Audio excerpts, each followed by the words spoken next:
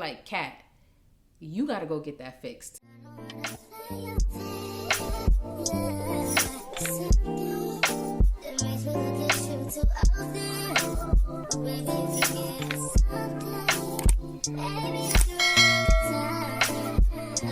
What's going on, baes? And if you are new, welcome to my channel. My name is Catherine Alexandra, and today's video is going to be, of course, a lock video. But this video is going to be really important to anyone who is in the starter lock phase of their journey. So I'm talking about anyone that's like maybe a few days or a few weeks in and you're just unhappy with your locks. And when I say unhappy, I don't mean like you're unhappy because you're not used to your hair looking like this, or your hair is super frizzy and you just don't like it. No, I'm talking about you're unhappy with maybe the size of your locks. Maybe some of them are too big or they're too small. Maybe your parting is not what you wanted it to be. I can definitely offer you guys some advice because I have went through so many different changes during my starter lock journey phase.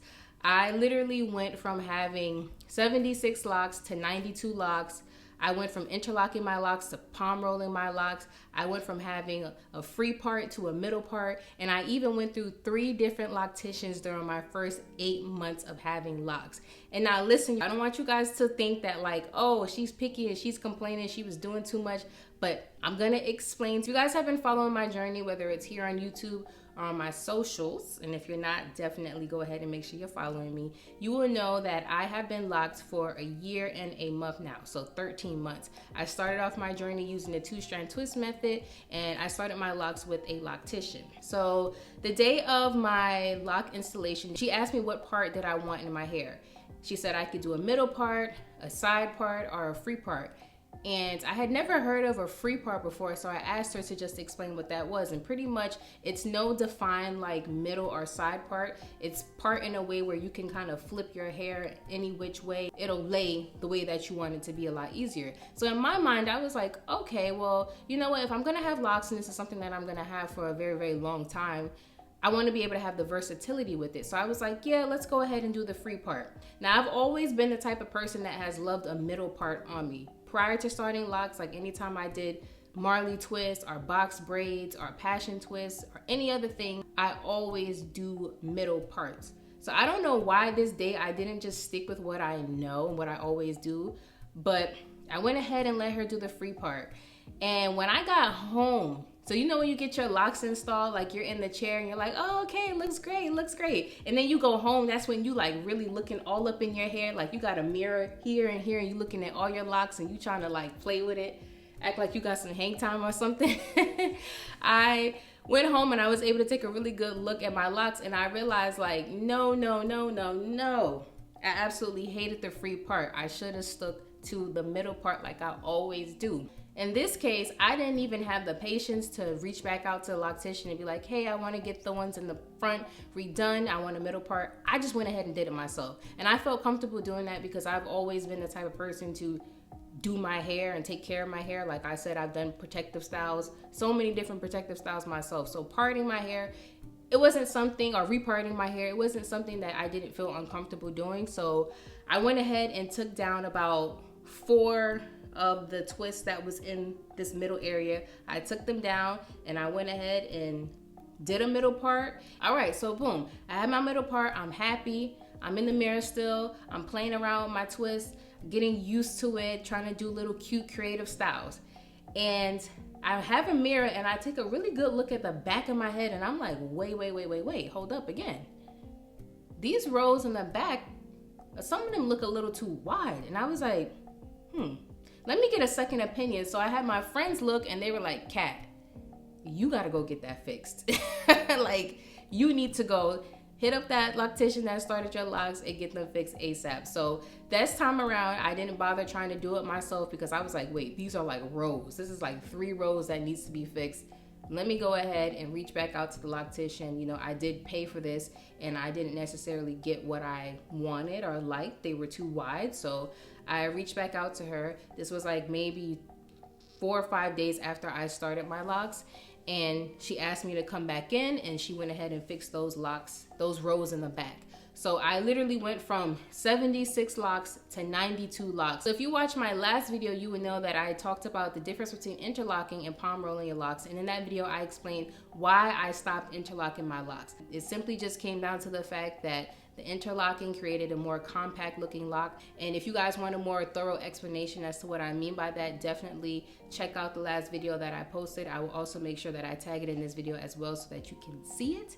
But that goes just to show you, once again, I was not happy with how my locks were starting to progress. And I had a conversation with the loctician and let them know like, hey, I'm not really liking how it's coming along.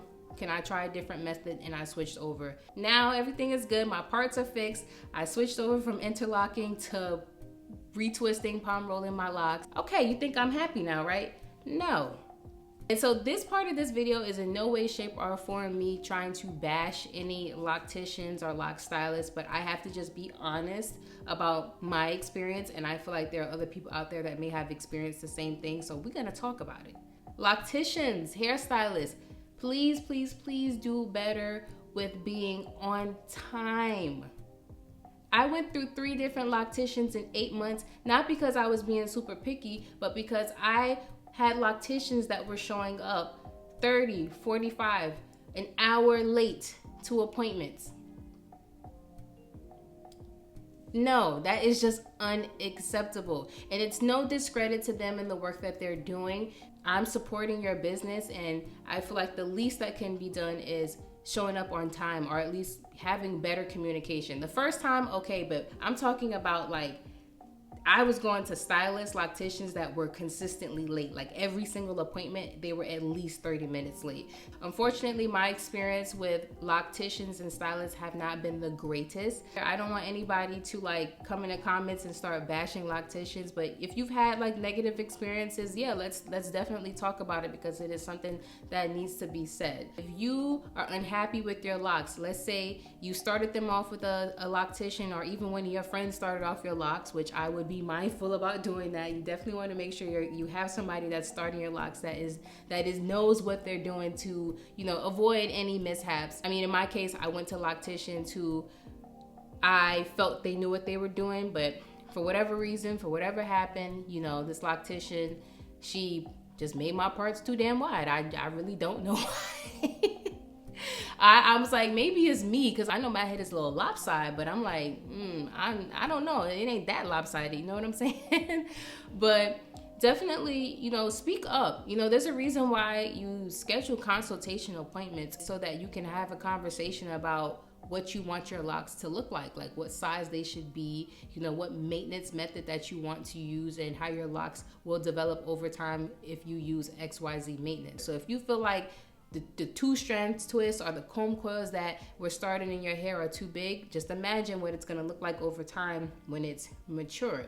It's going to get thicker. It's going to swell. Remember, locks swell. You have to consider the fact that locks, you know, is a pretty permanent thing. I mean, you have the option to either cut them off or comb them out, but you don't want to pay money and sit down for hours to have your locks installed, and then a year goes by and you realize, I don't like them, and then you're starting over. Like, imagine if I did that, if I left, you know, the free part in, or if I left, you know, the parts in the back of my head that were too wide. Like, this is a year and a month later that I'm locked.